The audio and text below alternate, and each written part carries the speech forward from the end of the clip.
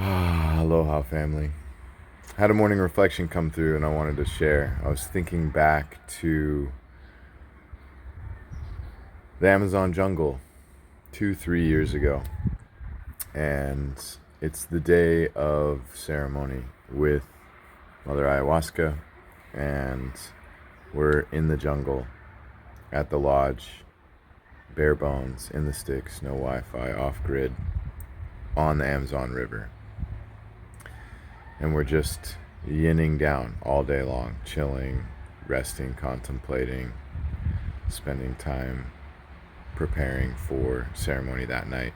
And in the morning, we go harvest the medicine from the jungle, ayahuasca vine and the chacruna leaves, and then we bring them back to the lodge, to the little village, and we have a big classic black cauldron, and we just stuff it full of the vine and the leaves, fill it with water, and then we let it sit over an open campfire all day to brew into a tea. And that morning, I'm sitting there watching this old man, native Peruvian of that region of the jungle, and dude's gotta be 70, solid 75, and skinny old guy, sun-worn skin, but like wiry and fit for being old. And he's out on the riverbank and he's chopping up lumber, big ass tree, downed tree, and he's just sitting there and cutting it into big chunks and then taking it on his shoulder from the riverbank, walking 100 yards over to the fire, putting it next to the fire. And I'm watching him do this for a couple hours in the morning, maybe like 7 o'clock to 9 o'clock, something like that, sunrise. And he's just getting all of the wood ready to keep the fire going all day, because it takes hours for the medicine to cook down. And so he's just cutting these big chunks, big discs, and throwing it on his shoulder and walking over to the fire, and then they'll chop it up into smaller pieces when they need it for the fire. But he's doing like the main hard part of the work, swinging the axe, throwing it on his shoulder, walking over, walking back, and he's just doing this for like 2 hours. And I'm like pointing to a couple of the people that we're with, Brandon, and I can't remember who else was there. And we're like, yo, look at this dude. I'm like, he's been at it for a couple hours. And so we go talk to him. We're like, what's up, man? How old are you? And he's like full native Spanish, right? Peruvian. So my Spanish isn't amazing, but we're talking back and forth like, ¿Cuántos años, hermano? And he's like, 93. What? Are you fucking kidding me? This guy's 93 fucking years old. And he's out there getting ceremony ready for us. One of the elders, like somebody you think that would be like sitting and waiting, and like the young guys are out there chopping. And he's just big old fucking smile on his face, missing some teeth, but big old grin, and just 93. Still fuerte, still strong. We're like, what the fuck? What's your secret? Brandon's talking to him. Brandon knows Spanish better than me, so we're just kind of going back and forth, doing our best to have a conversation with him. And he said 3 things. He said, number 1, eat only food from that environment. He basically said jerf. You guys know, if you follow me, jerf. Just eat real food. Jerf life. That's the lifestyle. That's the diet, is eat food from the earth from which we come. And especially within your local environment, you're tuned to the circadian rhythm of the sun through the light that is embodied in the food matter that you're eating. So you're tuning your whole rhythm to the environment in which you reside when you eat food from that environment, from that ecosystem. So it makes sense, right? Not only jerf, but jerf local, best you can. And so this guy, being out in the jungle, probably never ever in his fucking life has been on the internet, probably doesn't even know what Instagram or Google are, and like woodsman guys. And he's like, yeah, jerf. Number one, jerf. Just eat. I've just lived off of the food from my local environment. That's all I've eaten. Number two, he said work. Stay physically active with some level of, direction and intention. The interpretation I got from it was purposeful work. And I talk about this in my coaching program, toiling, where you're just doing something laborious, something physically exertive, something difficult, something potentially even tedious, but purposeful, intentional, focused, that might not even have some elaborate outcome. If you look at like a lot of Zen practices, it's for the journey itself, it's for the activity. There is no end result. There is no like success to be had in the achievement of the end result. It's just doing the work to do the work. The work itself is the reward. And that's what this guy, like 93, still out there lifting heavy logs, swinging an axe, walking back and forth, like med ball slams, core rotation, deadlifts up, farmer's carries. Like, dude's working out constantly, doing this physically laborious but intentional, purposeful work that's, creating a fire, to hold ceremony, to share medicine, to share this beautiful work, this beautiful energy of the jungle with others. So beautiful, but like just intentional, physical, laborious work to keep the body fit, but also to keep the mind focused, to keep the mind sharp, to keep the mind busy, right? One pointed focus and attention, so we don't get distracted and let the dog wander off, right? So I loved that. That was so great. Jerf and toil, do something physically laborious that has, a level of intention and focus to it, to keep, jerf and keep the body healthy, and then work, to purposeful work to keep the mind healthy. And then he said the medicine, constantly in relationship with the medicine. And in the jungle, ayahuasca is known as abuelita, abuela, the grandmother. It's like the wise elder, the oldest of the wise elders. It's an incredible technology, psychedelic medicine. It's this incredibly intelligent spirit. And for them, ayahuasca is like, you could think of it as like, that's their spiritual communion.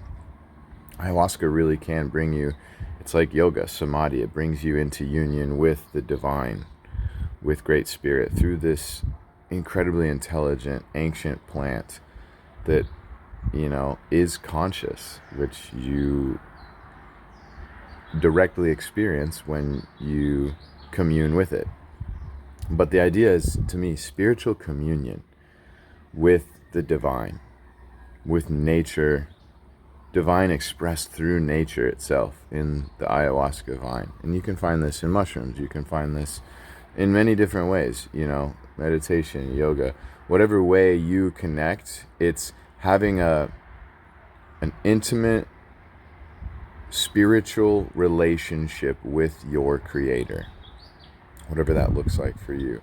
So what I heard him say is, keep the body temple healthy and jerf. Keep the mind focused and busy, directed, maybe is a better word, with purposeful work, and maintain a healthy relationship through spiritual communion with your creator. Body, mind, spirit. This guy's 93, out there, jerfing, working, and living in harmony with the way, with nature, with spirit, with God, doing it.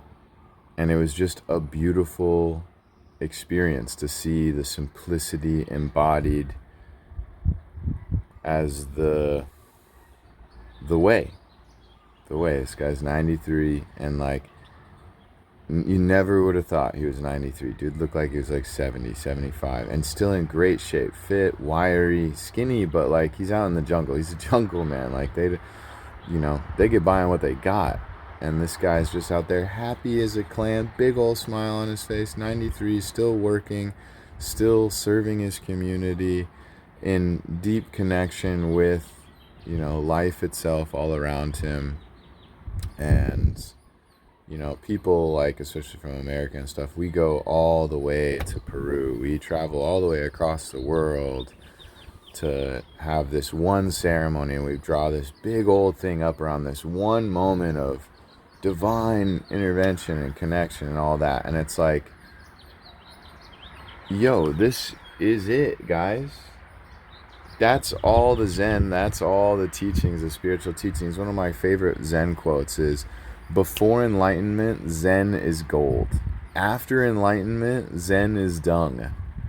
It took me a while to get that one, but the idealized image of enlightenment that we create, this pedestaled, oh, enlightenment is the end goal and it's everything. And then you actually come into union with spirit, God, life itself, all around you. And you're like, wait, God is everything. Spirit is everything. Energy is interconnected between all things. There is no real separation there. And quantum physics can explain this in great detail at this point.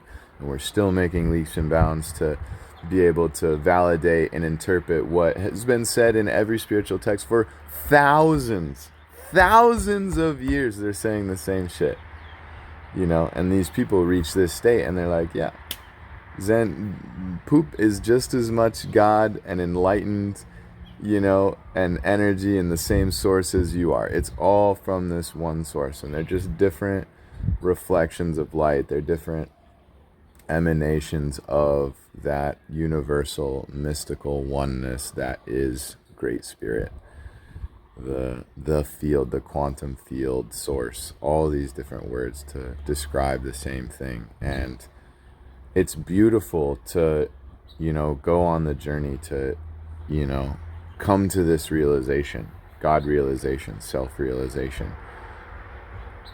But another one of my favorite quotes, first the ecstasy, then the laundry. After that, it's like, okay, now we go back to chopping wood and carrying water, just like old homie. Like, can you embody that realization? Can you embody that state in the simple, mundane, daily activities of regular, normal life?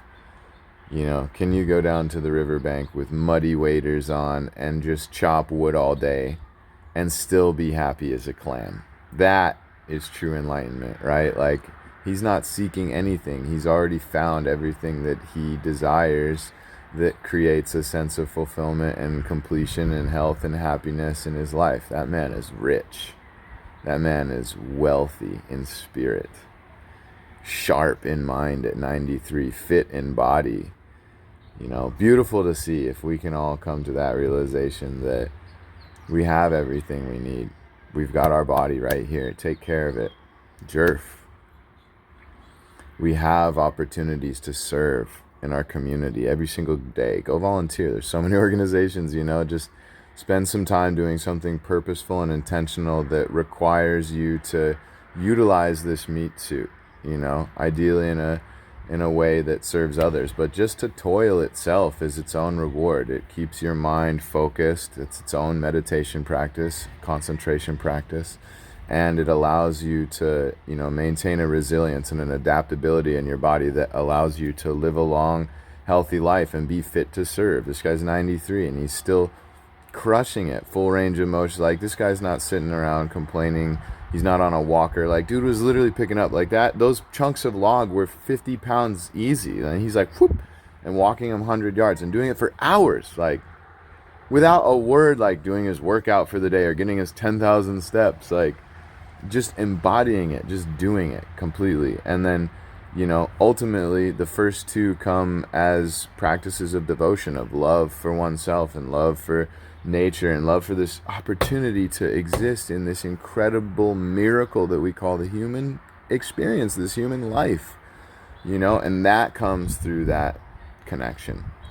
that spiritual union, communion with your creator. And you can have a really incredible, experience with psychedelics and with plant medicine and ayahuasca and these other plants of the jungle. There's other master plants out there, a lot of them, and they're amazing. I've dieted on them. They're fantastic. They've changed my life, truly. So, nuggets from a 93-year-old Peruvian jungle, man. Good stuff. Love you guys.